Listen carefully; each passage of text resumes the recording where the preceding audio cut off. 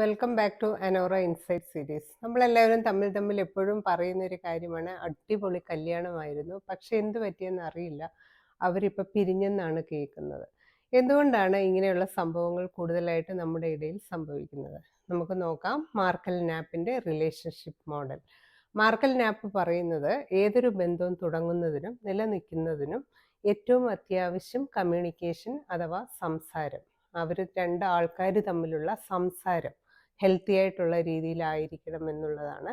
അദ്ദേഹം ആ തിയറിയെ ഒരു സ്റ്റെയർ കേസിൻ്റെ മോഡലിലാണ് പറയുന്നത്. ആ സ്റ്റെയർ കേസിന് 10 സ്റ്റെപ്പുകളുണ്ട്. അതിലെ ആദ്യത്തെ 5 സ്റ്റെപ്പുകൾ ഒരു ബന്ധം ഉണ്ടാക്കുന്നതിന് വേണ്ടിയിട്ടാണ്, കമ്മിങ് ടുഗദർ, അതാണ് പറയുന്നത്. അവസാനമുള്ള 5 സ്റ്റെപ്പുകൾ ആ ബന്ധത്തിൽ നിന്നും ഇറങ്ങുന്നത് എന്തുകൊണ്ടാണ്, അതാണ് നാപ്പ് പറയുന്നത്. കമ്മിങ് എപ്പാർട്ട്, അതാണ്. അപ്പം നമുക്കറിയാം കമ്മിങ് ടുഗദറിൻ്റെ സ്റ്റെപ്സ് ഒക്കെ നമുക്ക് എല്ലാവർക്കും അറിയാം. ആദ്യത്തെ പടിയിൽ രണ്ടുപേര് കണ്ടുമുട്ടുന്നു, അവർ കൂടുതലായിട്ട് രണ്ടാമത്തെ പടിയിലേക്ക് നടക്കുമ്പോൾ കൂടുതൽ അങ്ങോട്ടും ഇങ്ങോട്ടും അറിയുന്നു. മൂന്നാമത്തെ പടിയിൽ വെച്ച് ഇൻറ്റിമസി കൂടുന്നു. നാലാമത്തെ പടിയിൽ വെച്ച് രണ്ടുപേരും അങ്ങോട്ടും ഇങ്ങോട്ടും നോക്കിയിട്ട് പറയും, ഇനി മുതൽ ഞാനും നീയും ഇല്ല, നമ്മൾ മാത്രം. അങ്ങനെ അഞ്ചാമത്തെ പടിയിലെത്തുന്നു. അതൊരു ഒഫീഷ്യൽ ബോണ്ടിങ്, ഒരു കല്യാണം അല്ലെ ഒരു എൻഗേജ്മെൻറ്റ്, അങ്ങനെയൊക്കെയുള്ള ഒരു ഒഫീഷ്യൽ പരിപാടിയിൽ അത് അവസാനിക്കുന്നു. ഇനി മുതലാണ് ഇറക്കം തുടങ്ങുന്നത്. ആറാമത്തെ പടിയിൽ രണ്ടുപേരും കൂടി നിന്ന് അങ്ങോട്ടും ഇങ്ങോട്ടും നോക്കുമ്പോൾ അവരുടെ ഇടയിലെ കമ്മ്യൂണിക്കേഷൻ പ്രോപ്പർ അല്ലെങ്കിൽ അവർ രണ്ടുപേരും തീരുമാനിക്കും, ഞാനും നീയും തന്നെയാണ്, അല്ലാതെ നമ്മളല്ല. അതായത് എനിക്ക് എൻ്റേതായ ഫ്രീഡം, നിനക്ക് നിൻ്റേതായ ഫ്രീഡം. ആ രീതിയിൽ അവിടെ ഒരു റിഫ്റ്റ് ഉണ്ടാകുന്നു. അവിടുന്ന് പതുക്കെ ഇവർ ഏഴാമത്തെ പടിയിലേക്ക് ഇറങ്ങുകയാണ് ചെയ്യുന്നത്. അതായത് ആ ബന്ധത്തിൽ നിന്നും ഇറങ്ങുന്നു എന്നാണ് സിംബോളിക്കലി നാപ്പ് പറയുന്നത്. ഇവിടെയാണ് സർക്കംസ്ക്രൈബിങ് എന്ന് പറയുന്ന ഒരു സ്റ്റേജ്. ഇവിടെ കമ്മ്യൂണിക്കേഷനൊക്കെ പരിമിതപ്പെടുത്തും.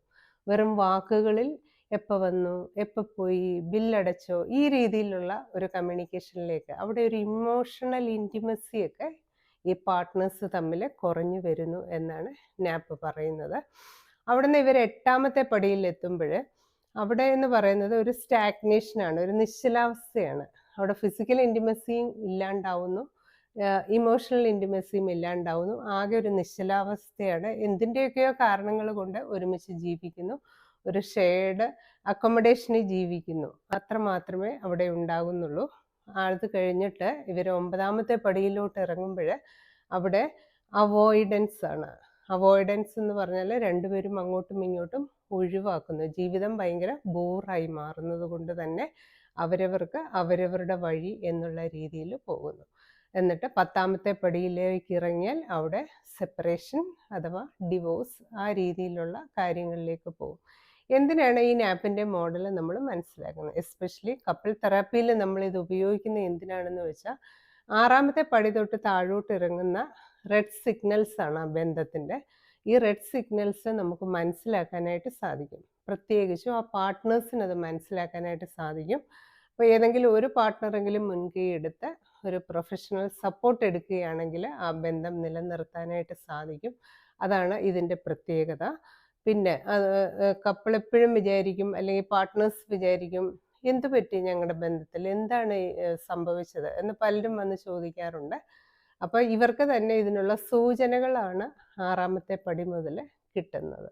അപ്പോൾ അതുകൊണ്ടൊക്കെ തന്നെ നമുക്ക് ഇത് ആ ഒരു ബന്ധം രക്ഷിച്ചെടുക്കാൻ വേണ്ടിയിട്ട് ഉപയോഗപ്പെടുത്താനായിട്ട് സാധിക്കും എന്നുള്ളതാണ് പ്രത്യേകത. പിന്നെ നാപ്പ് പറയുന്നത് എല്ലാവരും കൃത്യം 1, 2, 3 എന്നുള്ള രീതിയിൽ സ്റ്റെപ്പ് കയറി അഞ്ചാമത്തേത് എത്തുന്നു, 6, 7, 8, 9, 10 ഇറങ്ങി അങ്ങനെയല്ല വരുന്നത്. ചിലർ ഓടിക്കയറും, അതുപോലെ തന്നെ ഓടി ഇറങ്ങുകയും ചെയ്യും. അതായത് അതിൻ്റെ സ്പീഡ് വേരി ചെയ്യും, ആൾക്കാരുടെ രീതി അനുസരിച്ച് വ്യത്യാസം വരും എന്നാണ് പറയുന്നത്. എല്ലാവർക്കും വീഡിയോ ഇഷ്ടപ്പെട്ടു എന്ന് പറയും.